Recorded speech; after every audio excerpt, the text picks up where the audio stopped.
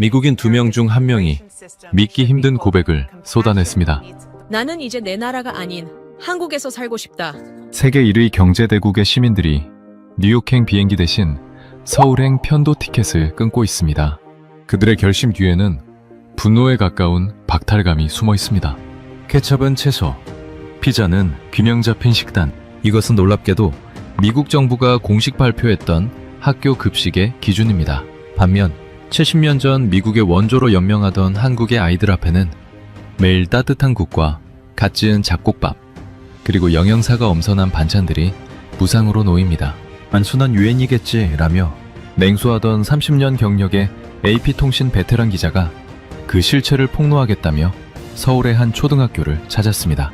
하지만 그는 시판을 마주한 지 단 5분 만에 할 말을 잃고 말았습니다. 초강대국 미국인들이 자국을 버리고 한국에 열광하게 된 불편한 진실은 무엇일까요? 지금 바로 공개합니다. 시작 전 구독과 좋아요 한번 눌러주시면 영상 제작에 큰 힘이 됩니다. 그럼 시작하겠습니다. 세계에서 가장 잘 사는 나라 국민이 왜 한국을 선택할까요? 돈이 없어서가 아닙니다. 기회가 없어서도 아닙니다. 그 답이 생각보다 훨씬 불편한 곳에 있었습니다. 안녕하세요. 저는 마이클 도어트입니다. AP통신 경제부에서 30년째 숫자를 쫓아온 기자입니다. 달러 강세, 금리 충격, 실업률 급등. 저는 평생 미국 경제의 민낯을 취재해왔습니다. 그런데 얼마 전 뉴욕 본사 데스크에서 데이터 하나를 받아들고 한참을 멈췄습니다. 한국 거주 외국인 258만 명, 그중 미국인이 아시아 외 국적으로는 단연 1위라는 통계였습니다. 솔직히 말씀드리면 처음엔 그냥 넘기려 했습니다. K-팝에 빠진 젊은이들이 잠깐 가서 살아보는 거겠지. 금방 돌아오겠지. 그런데 데이터를 조금 더 들여다보니 그게 아니었습니다. 한국에 거주하는 미국인들을 대상으로 한 조사에서 무려 77%가 계속 한국에 살고 싶다고 답했습니다. 미국으로 돌아가겠다는 사람이 넷 중 하나도 채 되지 않았습니다. 세계 1위 경제대국 국민이 자기 나라로 돌아가기를 거부하고 있는 겁니다. 저는 짐을 쌌습니다. 서울행 비행기에 올랐습니다. 일시적 유행인지 아니면 그 이상인지를 직접 확인하기 위해서였습니다. 서울에 도착한 첫날 밤, 호텔 방에서 창밖을 내다보다 무심코 시계를 확인했습니다. 새벽 3시였습니다. 그런데 거리에 사람이 있었습니다. 혼자 걷는 여성이었습니다. 가방을 들고 이어폰을 꽂고 아무렇지 않게 골목을 걸어가고 있었습니다. 저는 그 장면을 꽤 오래 바라봤습니다. LA였다면 상상도 못할 풍경이었으니까요. 다음날 아침, 저는 첫 번째 인터뷰이를 만났습니다. 유타주 출신의 조세. 한국에 산 지 올해로 꼭 10년이 됐다고 했습니다. 원래는 1년만 있을 계획이었다고요. 그에게 왜 떠났냐고 묻자 그는 잠깐 웃더니 이렇게 말했습니다. LA에서 이사를 3번 했는데 3번 다 도둑이 들었어요. 처음엔 그냥 운이 나빴던 거라고 생각했다고 합니다. 첫 번째는 창문을 깨고 들어왔고 두 번째는 현관 자물쇠를 따고 들어왔습니다. 세 번째 이사를 마친 날 밤 그는 새 자물쇠를 달면서 문득 깨달았다고 했습니다. 자물쇠를 아무리 바꿔도 두려움은 바뀌지 않는다는 것을요. 그 길로 한국행을 결심했습니다. 가족과 함께 딱 1년만 살아보자고. 그런데 1년이 지났습니다. 2년이 지났습니다. 10년이 됐습니다. 저는 조세에게 한국 어디가 그렇게 좋냐고 물었습니다. 그는 대답하는 대신 제게 되물었습니다. 기자님, 새벽에 혼자 편의점 가본 적 있으세요? 미국에서요? 저는 말문이 막혔습니다. 뉴욕에서 20년을 살았지만 새벽 3시에 혼자 편의점을 걸어간 기억이 없었습니다. 무섭거나 아니면 애초에 생각조차 안 했거나 둘 중 하나였습니다. 조세는 조용히 말을 이었습니다. 여기서는 그냥 가요. 아무 생각 없이요. 한국에 K-팝 때문에 왔다는 미국인들도 있었습니다. 텍사스 출신의 진은 고등학교 때 BTS에 빠졌고 한국어를 혼자 공부하다가 결국 서울까지 왔다고 했습니다. 그런데 막상 살아보니 K-팝보다 더 강하게 붙잡는 게 있었다고 했습니다. 생활 그 자체였습니다. 버스가 제 시간에 오고 밤에 혼자 걸어 다닐 수 있고 아파도 병원비 걱정을 크게 안 해도 되는 일상이요. 저는 취재 수첩을 펼치면서 처음 서울행 비행기를 탈 때 써뒀던 첫 문장을 다시 읽었습니다. 한국 거주 미국인 급진, 일시적 유엔인가.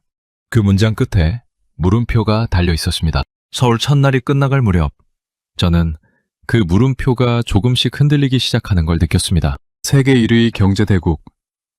국민이 짐을 싸는 데는 이유가 있었습니다.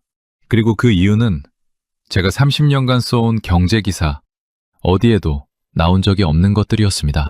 미국은 세계에서 가장 잘 사는 나라로 알려져 있습니다. 틀린 말은 아닙니다. 숫자만 보면 그렇습니다.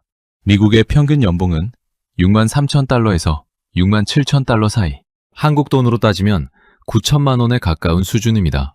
그런데 저는 서울에서 미국인들을 만나면 만날수록 이상한 점을 하나 발견했습니다. 다들 미국 연봉 얘기를 꺼낼 때 어딘가 씁쓸한 표정을 짓는다는 겁니다. 유타 출신 조세가 그 이유를 아주 간단하게 설명해 줬습니다. 들어오는 돈이 많다고 해서 쓸 수 있는 돈이 그만큼인 건 아니에요. 저는 그 말을 듣고 데이터를 다시 들여다봤습니다. 미국 평균 연봉이 9천만 원에 가깝다고 했지만 그건 일론 머스크 같은 사람들이 평균을 끌어올린 숫자입니다. 실제로 미국인 절반이 버는 중위 연봉은 5만 2천에서 5만 5천 달러, 한국 돈으로 7,500만 원 수준으로 확 떨어집니다. 그리고 이 돈이 어디로 사라지는지를 보면 비로소 씁쓸한 표정의 이유가 보이기 시작합니다. 집값부터 보겠습니다.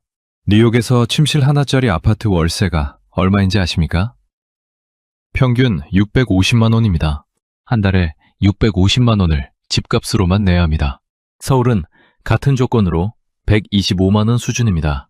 400%가 넘는 차이입니다. 연봉이 아무리 높아도 번 돈의 상당 부분이 집주인 통장으로 직행하는 구조입니다. 뉴욕에서 대학을 갓 졸업하고 금융이나 IT 업계에 들어가면 연봉이 10만 달러를 넘기도 합니다.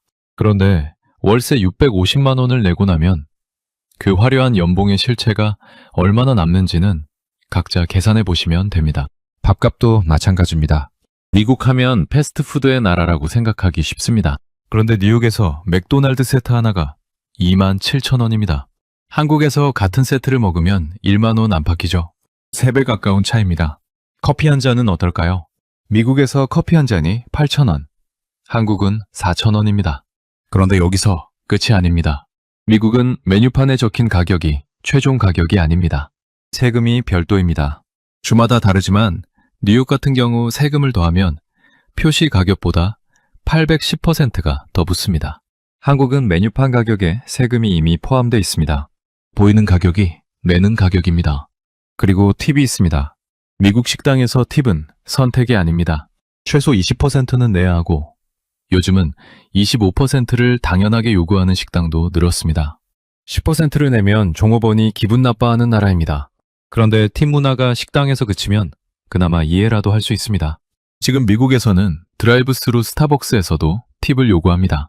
차에서 내리지도 않고 커피만 받아가는데 직원이 태블릿을 창문 너머로 돌려서 10%, 15%, 20% 버튼을 눈앞에 들이밉니다. 배달 앱에서도 팁을 미리 설정해야 하고 팁을 안 준 손님, 집을 다시 찾아가 항의하는 드라이버 영상이 뉴스에 나오는 나라입니다. 조세는 이 얘기를 하면서 이렇게 말했습니다. 팁을 안 주면 내가 죄인이 된 것 같아요. 서비스가 아무리 별로여도요. 저는 취재 수첩에 이렇게 적었습니다. 연봉에서 집세 빼고, 세금 빼고, 팁 빼고 나면 미국 중산층 지갑에 실제로 남는 돈이 얼마인가? 숫자는 화려한데 삶은 빠듯한 나라. 그게 많은 미국인들이 경험하는 현실이었습니다. 그런데 돈 얘기를 하다 보면 빠질 수 없는 게 하나 더 있습니다. 이동입니다. 미국 대도시에서 차 없이 산다는 건 사실상 불가능에 가깝습니다. 텍사스 출신 진은 버스 정류장까지 걸어서 20분이 걸리는 동네에 살았다고 했습니다. 그것도 배차 간격이 길어서 버스를 놓치면 다음 버스까지 한참을 기다려야 했습니다. 결국 대출을 받아 차를 샀고 차 할부금과 보험료와 기름값이 매달 고정 지출로 쌓였습니다. 차가 없으면 생활이 안 되고 차를 사면 돈이 없어지는 구조입니다. 서울 지하철을 처음 탔을 때 진은 한참 말이 없었다고 했습니다. 기본 요금이 1,400원, 미국 지하철의 10분의 1 수준입니다. 그런데 가격보다 더 놀란 건 따로 있었습니다. 스크린 도어였습니다. 승강장 끝에서 끝까지 유리벽이 쳐져 있고 열차가 정확히 도어 앞에 서면 문이 열립니다. 미국 지하철 승강장에는 그런 게 없습니다. 선로와 승강장 사이에 아무것도 없습니다. 매년 승강장에서 선로로 떨어지는 사고가 발생하고 그중 목숨을 잃는 경우도 나옵니다. 뉴욕 지하철 화장실은 들어가기가 무서울 정도고 늦은 시간엔 승강장 자체가 위험합니다. 지는 이렇게 말했습니다. 한국 지하철 타고 나서 미국 지하철이 지하철이었나 싶었어요. 택시도 그렇습니다. 뉴욕에서 택시를 타면 기본 요금부터 심상치 않고 조금만 막히면 요금이 껑충 뜁니다.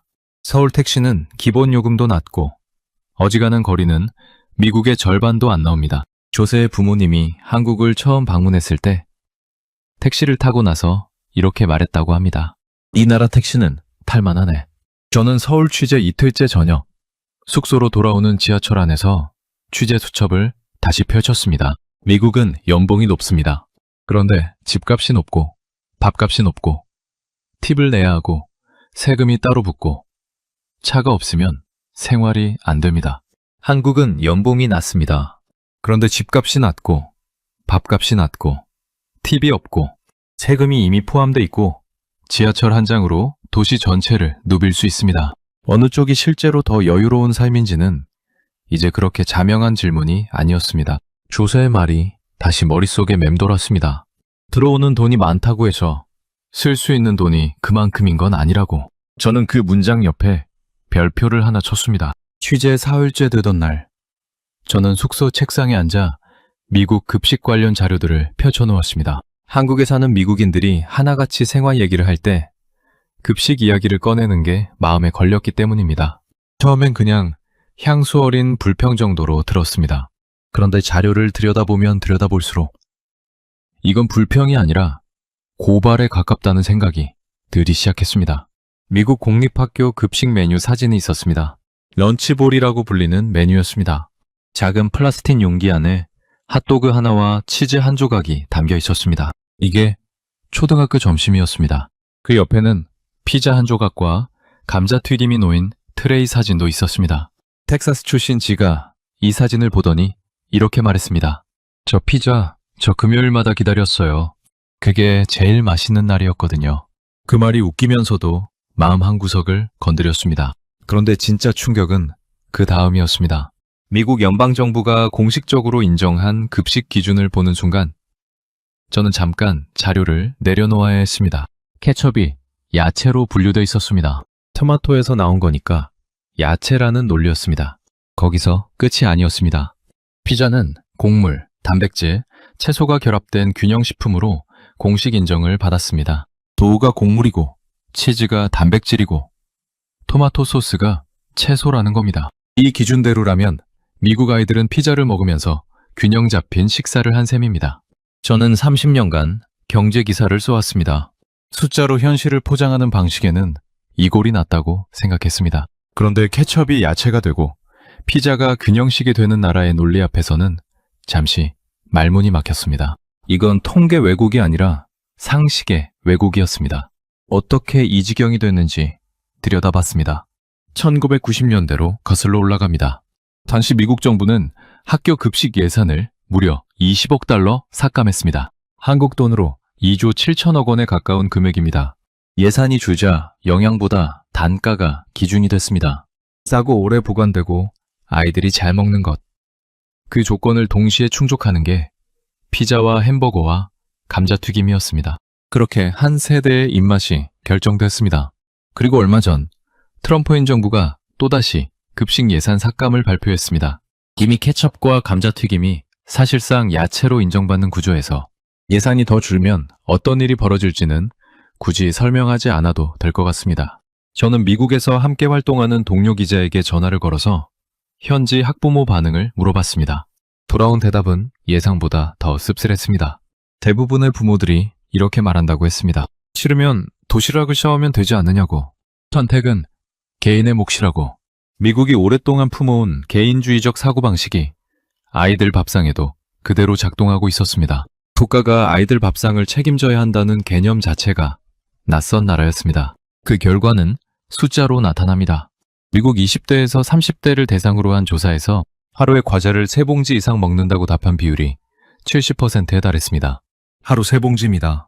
그리고 2010년 기준으로 미국 고등학생 중 상당수가 비만 판정을 받았고 그 비율은 지금도 계속 오르고 있습니다. 어릴 때 굳어버린 입맛이 평생을 따라다니고 있는 겁니다.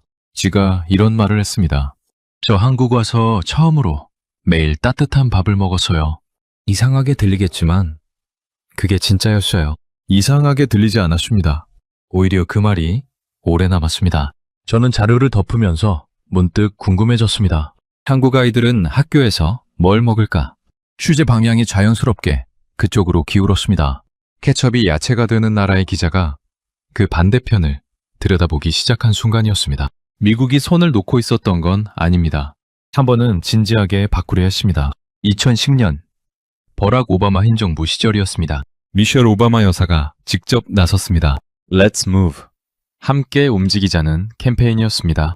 아이들의 비만율을 낮추고 학교 급식을 바꾸자는 취지였습니다. 퍼스트레이디가 직접 텃밭을 가꾸고 학교 식단에 채소를 늘리고 칼로리 기준을 강화하는 정책이 뒤따랐습니다. 언론은 환호했습니다. 드디어 미국이 바뀌나 싶었습니다. 결과는 달랐습니다. 저는 당시 캠페인 실무에 참여했던 전직 농무부 관계자와 전화 통화를 했습니다. 그는 한참 뜸을 들이다가 이렇게 말했습니다. 습관은 정책보다 강했습니다. 채소를 급식 트레이에 올려놓자 아이들은 먹지 않았습니다. 칼로리를 줄이자 아이들은 배고프다며 학교 밖 패스트푸드점으로 나갔습니다. 점심시간에 차를 몰고 학교 밖으로 나가는 고등학생들을 막을 방법이 없었습니다. 어차피 입학할 때부터 차를 타고 오는 나라니까요. 건강한 식단을 강제하려 하자 학부모들 사이에서 정부 개입이라는 반발이 터져 나왔습니다. 내 아이 밥상에 정부가 왜 끼어드느냐는 논리였습니다. 미셸 오바마의 캠페인은 결국 흐지부지 됐습니다. 칼로리 기준은 완화됐고 채소 비중은 도로 줄었습니다. 그리고 트럼프 행정부가 들어서면서 관련 예산이 다시 삭감됐습니다. 10년 가까운 노력이 제자리로 돌아오는 데는 그리 오랜 시간이 걸리지 않았습니다. 저는 이 흐름을 추적하면서 한 가지 질문이 계속 머릿속을 맴돌았습니다. 왜 안 됐을까? 예산이 부족해서였을까요? 의지가 부족해서였을까요? 전직 관계자는 전화 말미에 이런 말을 덧붙였습니다. 사실 가장 큰 문제는 너무 늦었다는 겁니다. 입맛은 어릴 때 만들어집니다. 초등학교 저학년이 되기 전에 이미 결정돼요. 그때를 놓치면 정책으로는 못 바꿉니다. 그 말이 오래 남았습니다.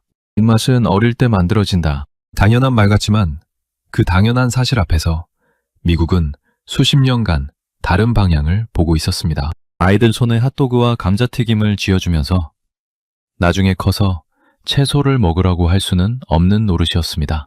숫자는 냉정하게 현실을 보여줍니다. 미국 20대에서 30대를 대상으로 한 조사에서 하루에 과자를 3봉지 이상 먹는다고 답한 비율이 70%였습니다. 3봉지입니다. 식사를 해도 금세 배가 고프고 자극적인 맛에 길들여진 입맛이 또 과자를 찾습니다.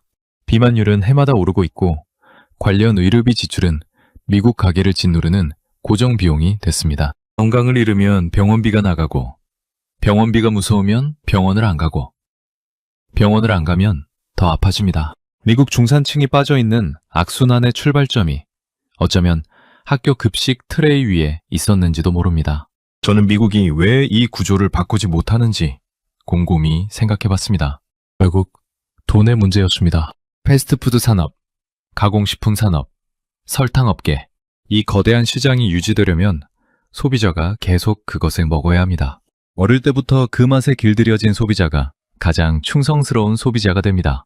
미국은 자본주의 나라입니다. 국민의 건강보다 시장의 유지가 우선되는 순간이 있고 아이들 급식이 바로 그 순간 중 하나였습니다.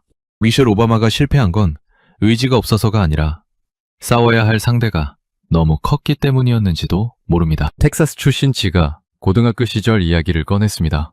급식 개선 얘기가 나왔을 때 학생들 반응이 어땠냐고 물었더니 그는 피식 웃으며 이렇게 말했습니다. 솔직히 저도 반대했어요. 갑자기 왜 맛없는 걸 먹으라고 하냐고요? 지금 생각하면 부끄럽지만 그 웃음 뒤에 남은 표정이 마음에 걸렸습니다. 부끄러움인지 안타까움인지 구분이 잘 되지 않았습니다. 저는 자료를 정리하면서 한국 무상급식에 관한 기사 하나를 열어봤습니다. 제한된 예산 안에서 국, 나물 반찬, 잡곡밥으로 구성된 식단이 매일 아이들 앞에 놓인다고 했습니다. 무상으로 미셸 오바마가 10년을 싸워도 바꾸지 못한 것에 이 나라는 어떻게 해내고 있는 걸까요? 다음 날 아침, 저는 서울의 한 초등학교로 향했습니다. 서울 시내 한 초등학교 앞에 도착한 건 오전 11시였습니다. 점심급식이 시작되기 1시간 전이었습니다. 학교 관계자의 안내를 받아 급식실로 들어서는데 복도에서부터 냄새가 났습니다. 국 끓이는 냄새였습니다. 된장인지 미역인지 정확히는 몰랐지만 따뜻하고 깊은 냄새였습니다. 저는 그 냄새를 맡으면서 잠깐 멈췄습니다. 미국 학교 급식실에서는 맡아본 적 없는 냄새였습니다. 급식실 안으로 들어서자 조리 담당 선생님들이 분주하게 움직이고 있었습니다. 커다란 솥에서 국이 끓고 있었고 한쪽에서는 나물을 무치고 있었습니다. 시판이 가지런히 쌓여 있었고 그 옆에 잡곡밥이 담긴 통이 줄지어 놓여 있었습니다. 저는 취재 수첩을 꺼내다가 그냥 주머니에 덜어 넣었습니다. 그냥 한참 바라봤습니다. 12시가 되자 아이들이 줄을 서서 들어왔습니다. 식판을 받아들고 차례대로 음식을 담았습니다. 국, 잡곡밥, 나물 반찬, 단백질 반찬 하나. 아이들은 자리에 앉아 조용히 먹기 시작했습니다. 떠들거나 뛰어다니는 아이가 없었습니다.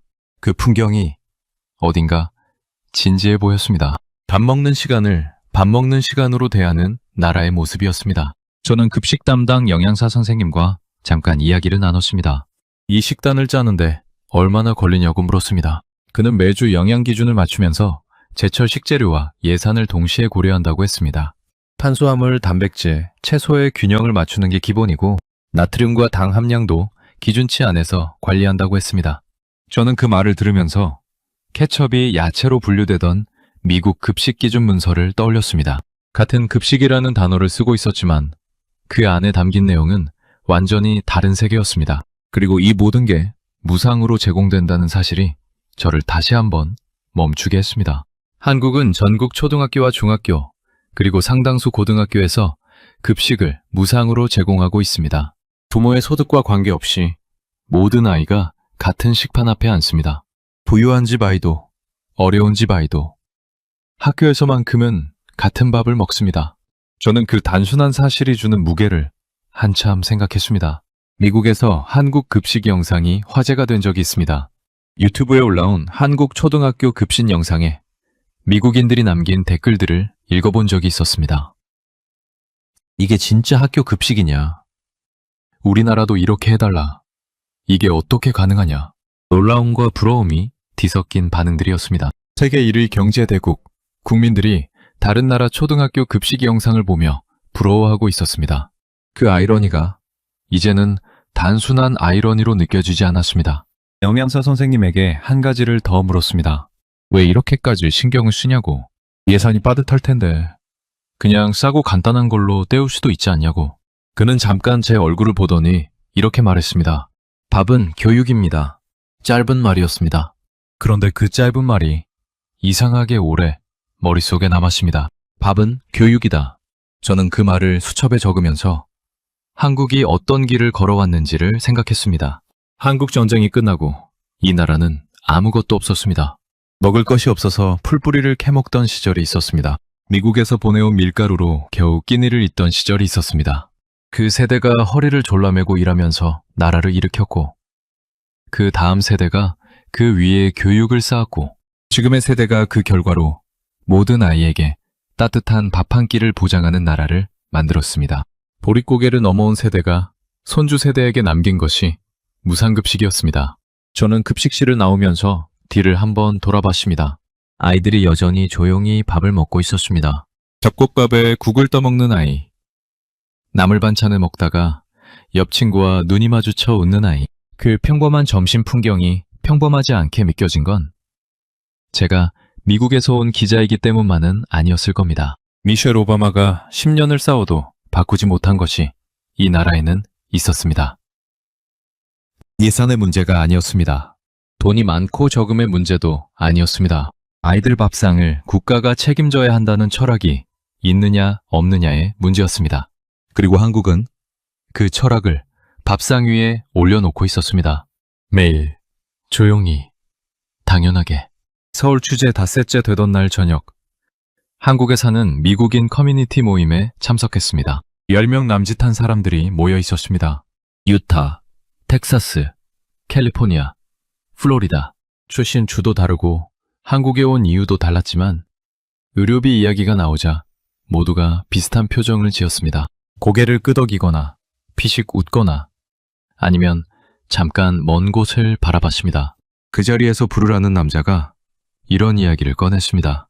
한국에 온 지 얼마 안 됐을 때였다고 합니다. 여름 더위에 음식이 잘못됐는지 식중독 증상이 왔습니다. 하루 종일 아무것도 못 먹고 쓰러질 것 같았습니다. 그는 병원에 가야 한다는 걸 알면서도 한참을 망설였다고 했습니다. 미국에서 몸에 밴 습관이었습니다. 병원에 가면 얼마가 나올지 모른다는 두려움. 그게 아픈 것보다 먼저 찾아왔습니다. 결국 지인의 손에 이끌려 근처 내과를 찾았습니다. 진료를 받고 링거를 맞고 약을 처방받았습니다. 수납창고 앞에 서는데 손이 떨렸다고 했습니다. 그런데 직원이 내민 영수증에 찍힌 숫자를 보는 순간 그는 그 자리에서 울었습니다. 8만 원이었습니다. 그는 웃으면서 이렇게 말했습니다. 창피한데 진짜 울었어요. 서럽기도 하고 황당하기도 하고 8만 원에 우는 사람. 처음엔 이해가 안 될 수 있습니다.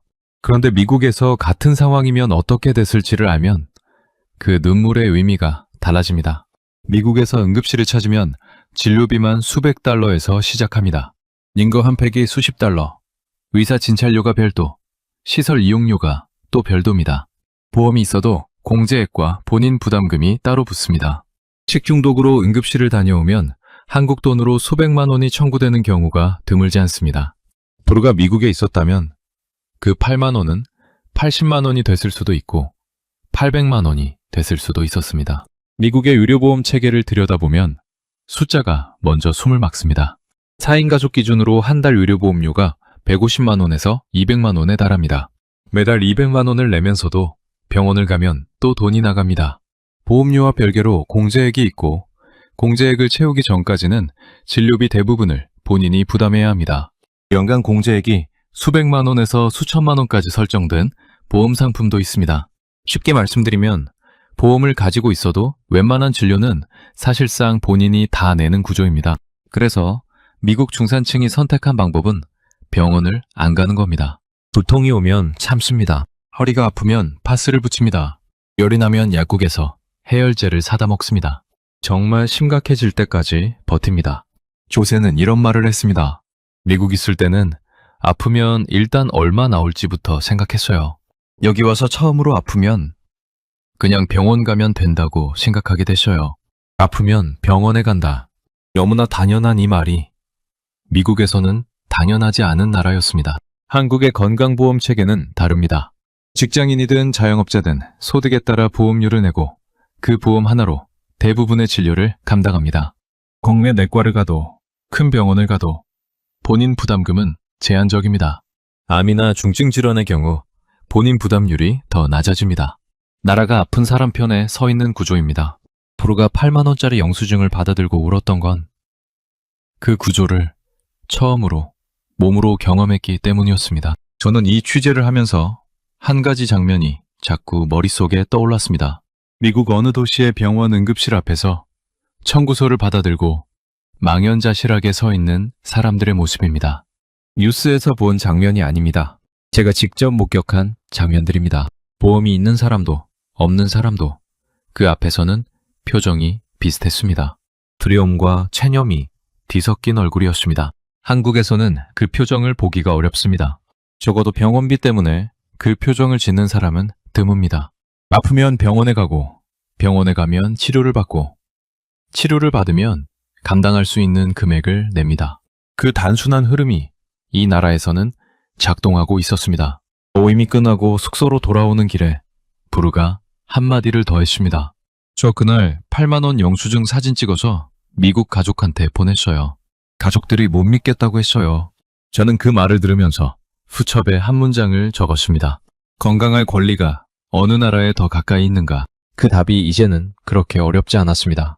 취재 일주일째 되던 날 아침, 저는 숙소 책상에 처음 서울에 올 때 챙겨온 자료 묶음을 다시 펼쳤습니다. 뉴욕 본사에서 받아든 그 데이터였습니다. 한국 거주 미국인 대상 설문조사. 한국에 계속 살고 싶냐는 질문에 77%가 그렇다고 답했습니다. 처음 이 숫자를 봤을 때는 그냥 숫자였습니다.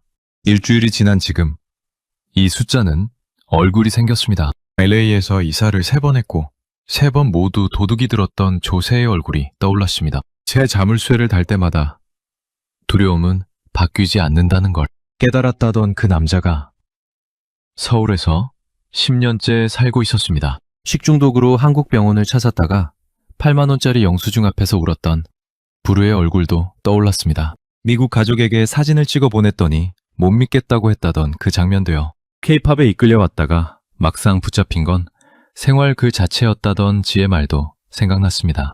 버스 정류장까지 20분을 걸어야 했던 텍사스에서 지하철 한 장으로 도시 전체를 누비는 서울로 온 사람이었습니다. 율베막 아제따. 이 숫자가 만들어진 건 거창한 이유 때문이 아니었습니다. 새벽 3시에 혼자 편의점을 걸어갈 수 있다는 것, 아프면 병원비 걱정 없이 병원에 갈 수 있다는 것, 지하철이 제 시간에 오고 스크린 도어가 있고 화장실이 깨끗하다는 것, 밥 한 끼를 먹어도 팁 걱정 없이 메뉴판에 적힌 가격만 내면 된다는 것, 그리고 학교에 가면 아이들 앞에 따뜻한 국과 잡곡밥이 놓인다는 것, 이 작은 것들이 쌓여서 77%가 됐습니다. 저는 이 숫자를 들여다보면서 한 가지를 더 생각했습니다. 이것들을 만든 사람들에 대해서였습니다. 지금 서울 지하철을 타는 미국인들이 당연하게 여기는 스크린 도어가 처음부터 거기 있었던 건 아닙니다. 지금 초등학교 급식실에서 아이들 앞에 놓이는 따뜻한 국이 처음부터 무상으로 제공됐던 건 아닙니다. 전쟁이 끝나고 아무것도 없던 땅에서 허리를 졸라매고 공장을 돌리고 논밭을 일구던 세대가 있었습니다. 그 세대가 쌓아 올린 것들이 지금 이 나라의 일상이 됐고 세계 1위 경제대국, 국민들이 그 일상을 선택하고 있었습니다. 참조 스크립트에서 읽었던 문장 하나가 떠올랐습니다. 1950년대 미국에서 보내온 밀가루로 끼미를 잇던 나라가 70년이 지난 지금 다른 나라 아이들에게 쌀 재배 기술을 선물하고 있다는 내용이었습니다. 원조를 받던 나라가 원조를 주는 나라가 됐다는 것. 저는 그 흐름이 급식실에도 지하철에도 병원에도 똑같이 흐르고 있다는 걸 이제는 알 것 같았습니다. 없던 것을 만들어낸 세대의 땀이 지금 이 나라의 일상 곳곳에 스며 있었습니다. 한국에 사는 미국인들이 공통적으로 하는 말이 있었습니다. 처음엔 1년만 있을 생각이었다고. 그런데 살다 보니 떠나기가 싫어졌다고. 조세도 그랬고 지도 그랬고 부르도 그랬습니다. 이 말이 반복될수록 저는 이게 한국이 특별히 대단한 나라여서가 아니라는 생각이 들었습니다. 살아가는데 필요한 것들이 제자리에 있는 나라였기 때문이었습니다. 안전하게 걸어 다닐 수 있는 거리, 아프면 갈 수 있는 병원, 아이들 앞에 놓이는 따뜻한 밥 한 끼. 특별한 게 아니라 당연해야 하는 것들이 실제로 당연한 나라. 그게 77%를 만든 이유였습니다. 저는 수첩을 덮으면서 처음 서울행 비행기에서 써둔 문장을 다시 떠올렸습니다. 한국 거주 미국인 급진, 일시적 유행인가. 그 물음표가 이제는 완전히 사라져 있었습니다. 서울에서의 마지막 날 밤이었습니다. 저는 숙소 창가에 앉아 노트북을 열었습니다. 뉴욕 본사에 보내기로 한 기사 초고가 화면에 떠 있었습니다. 일주일 전 서울행 비행기를 타기 직전에 써두었던 첫 문장이었습니다. 한국 거주 미국인 급진, 일시적 유행인가. 저는 그 문장을 한참 바라봤습니다. 그리고 삭제 버튼을 눌렀습니다. 일주일 동안 만난 얼굴들이 하나씩 떠올랐습니다. 3번 이사하면서 3번 도둑을 맞고도 한국에 10년째 살고 있는 조세. 8만 원짜리 영수증 앞에서 눈물을 흘렸던 부르. K-팝 때문에 왔다가 지하철과 병원과 밥 한 끼에 붙잡혀버린 지 새벽 3시에 혼자 골목을 걷던 여성. 급식실에서 조용히 잡곡밥을 먹던 아이들. 그리고 밥은 교육입니다 라고 말했던 영양사 선생님. 저는 새 문장을 치기 시작했습니다. 세계 1위 경제대국의 국민이 한국을 선택하는 이유는 숫자로 잡히지 않는 곳에 있었다. GDP는 한 나라의 크기를 말해줍니다. 평균 연봉은 숫자의 높이를 말해줍니다. 그런데 삶의 질은 다른 곳에 있었습니다. 새벽에 혼자 걸어 다닐 수 있는 거리에 있었고, 아프면 망설임 없이 들어갈 수 있는 병원 문 앞에 있었고, 아이들 앞에 매일 놓이는 따뜻한 식판 위에 있었습니다. 팁 없이 메뉴판 가격만 내고 나오는 식당에 있었고, 제 시간에 오는 지하철과 그 지하철을 타고 안심하고 귀가하는 밤길에 있었습니다. 저는 30년간 경제기사를 썼습니다. 달러 환율, 금리, 실업률, 무역수지. 숫자가 세상을 설명한다고 믿었습니다. 그는 믿음은 아니었습니다. 그런데 서울에서 일주일을 보내고 나서 숫자가 설명하지 못하는 것들이 있다는 걸 다시 배웠습니다. 사람이 어디서 살고 싶은가? 어디서 아이를 키우고 싶은가? 어디서 늙어가고 싶은가? 그 답은 GDP표에 없었습니다. 미국은 세계에서 가장 부유한 나라입니다. 그 사실은 변하지 않습니다.